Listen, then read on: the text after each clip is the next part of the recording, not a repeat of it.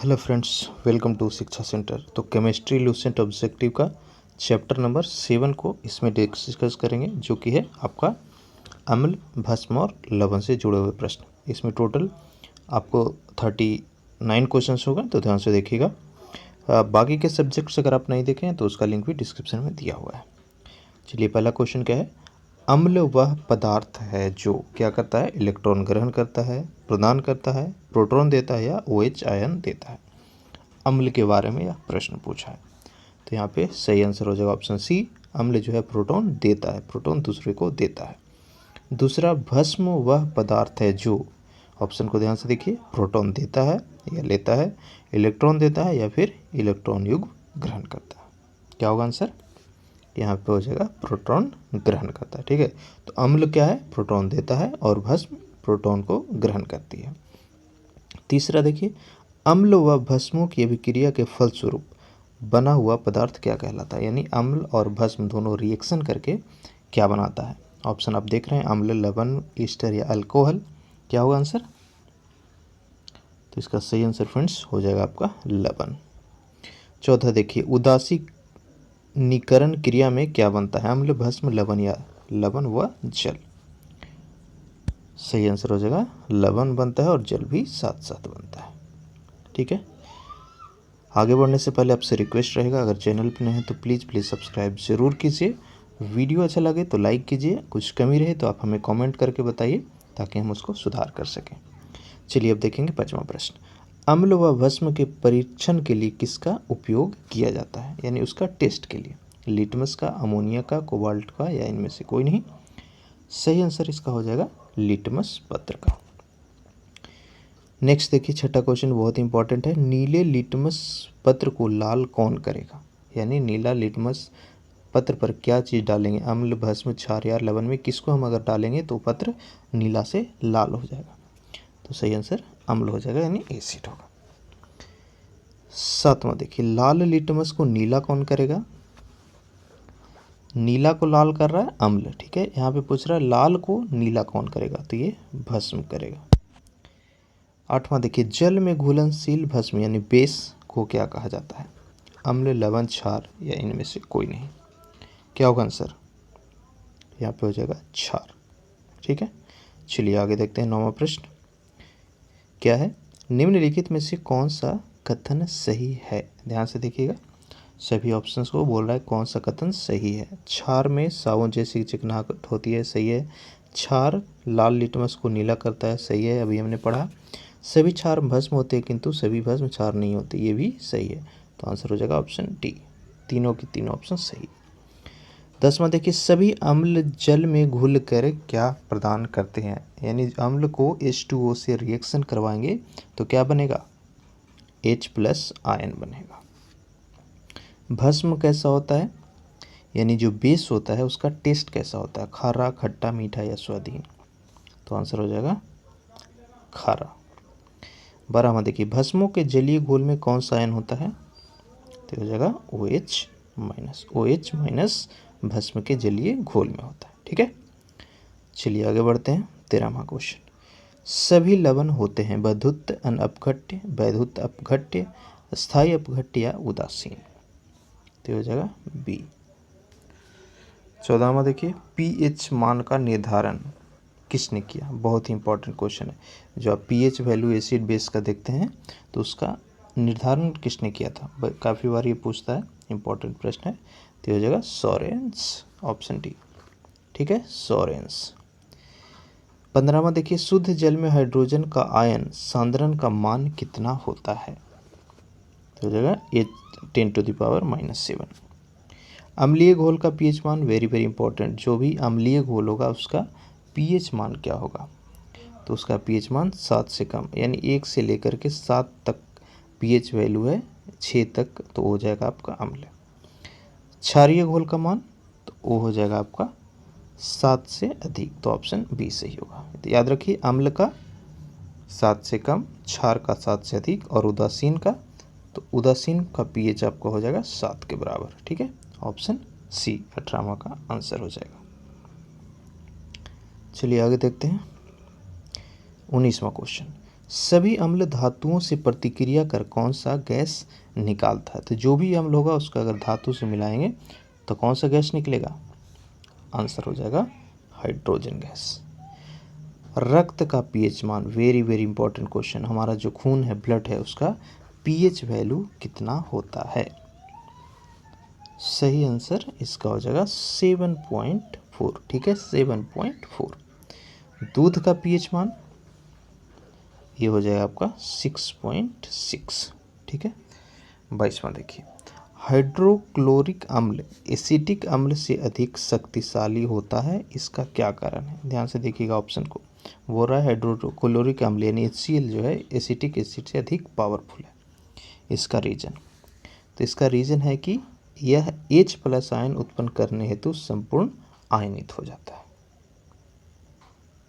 Next देखिए question number 23।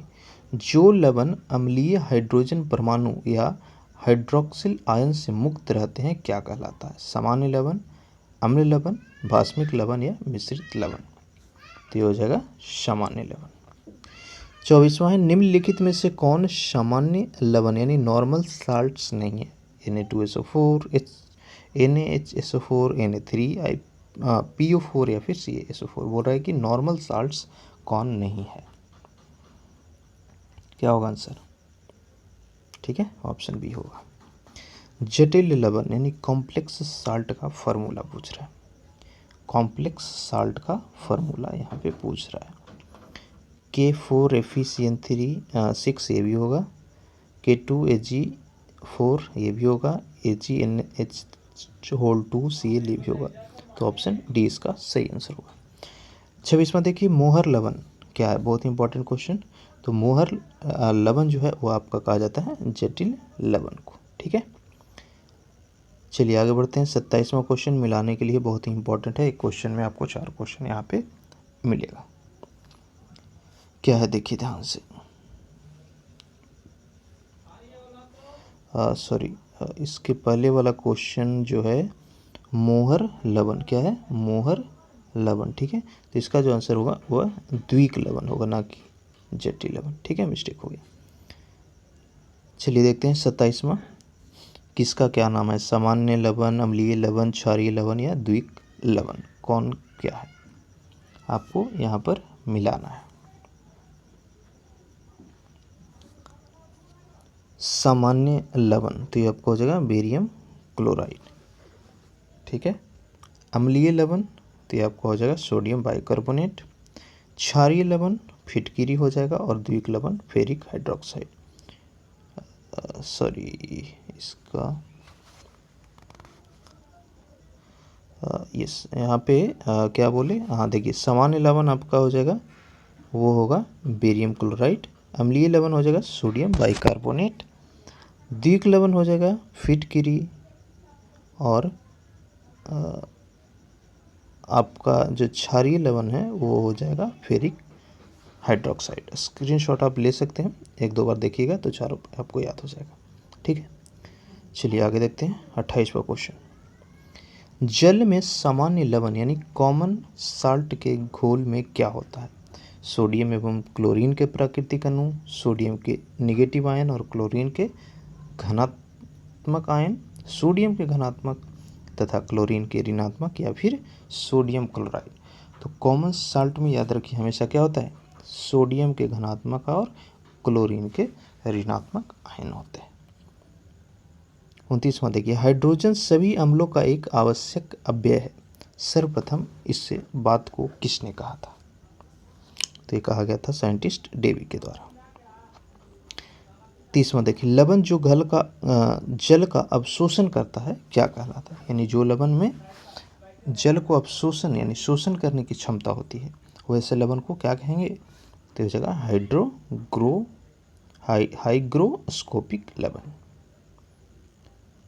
Next देखिए, बहुत ही इंपॉर्टेंट है, ताज़ा दूध का पीएच 6 है, जब यह खट्टा हो जाता है तो पीएच क्या होगा? देखिए, जैसे ही खट्टा होगा मतलब क्या होगा? खट्टा कब होगा? जब उसका 7 से ज़्यादा होगा, कम होगा? पीछे हमने पढ़ा था। ठीक है, तो जैसे ही 6 पर खट्टा है तो और खट्टा कब होगा?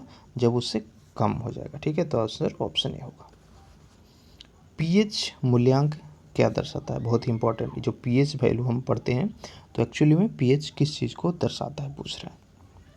तो यहाँ पे आंसर होगा ऑप्शन बी, किसी घोल के अम्लीय या क्षारीय होने का मूल्यांक। 33वां देखिए, अमोनियम क्लोराइड का जलीय विलयन क्या होता है, अम्लीय, क्षारीय, उदासीन या रंगीन। तो आपको हो जाएगा क्षारीय, ऑप्शन बी। आगे देखिए क्वेश्चन नंबर 34, H2O और जलीय NaOH से भरी परख नलियों के विलयनों में विभेद किया जाता है, किसके द्वारा, लाल लिटमस के द्वारा, Na2CO3 के द्वारा, नीला लिटमस या फिर जलीय HCl के द्वारा। यहाँ पे आंसर हो जाएगा ऑप्शन ए। 35वां देखिए, निम्नलिखित में से कौन अम्लीय लवण है, आंसर हो जाएगा ऑप्शन डी, H2CO3। नेक्स्ट है, निम्न में से किस लवण का जलीय विलयन लाल लिटमस को नीला कर देता है, लाल लिटमस को नीला। तो ये आपका ऑप्शन ए हो जाएगा आंसर, ठीक है। चलिए आगे बढ़ते हैं, क्वेश्चन नंबर 37, जलीय विलयन की अम्लता के परीक्षण के लिए कौन सा उपकरण प्रयोग किया जाता है, सही आंसर हो जाएगा आपका पीएच मीटर। निम्नलिखित में से कौन यौगिक लुईस अम्ल नहीं है, ध्यान दीजिए इंपॉर्टेंट है, जेपीएससी ने मैं पूछा था इसको, लुईस अम्ल कौन नहीं है। 4 ऑप्शन है, इसका सही आंसर होगा BF3। शुद्ध जल का पीएच वैल्यू, काफ़ी आसान सवाल, शुद्ध जल का पीएच वैल्यू जो है 7 होता है, ठीक है। तो वीडियो कैसा लगा हमें ज़रूर बताइए, इस वीडियो को अपने फ्रेंड्स के साथ शेयर कीजिए, लाइक कीजिए और हमें कमेंट करके बताइए। साथ ही साथ अब तक सब्सक्राइब नहीं किए तो सब्सक्राइब करके बेल नोटिफिकेशन को ज़रूर देख लीजिए। मैं देखा हूँ कि हमारे जो 80% व्यूअर्स हैं चैनल पे वो सब्सक्राइब नहीं किए हैं, तो प्लीज़ सब्सक्राइब कीजिए और हमें मोटिवेट कीजिए, सपोर्ट कीजिए। Thank you.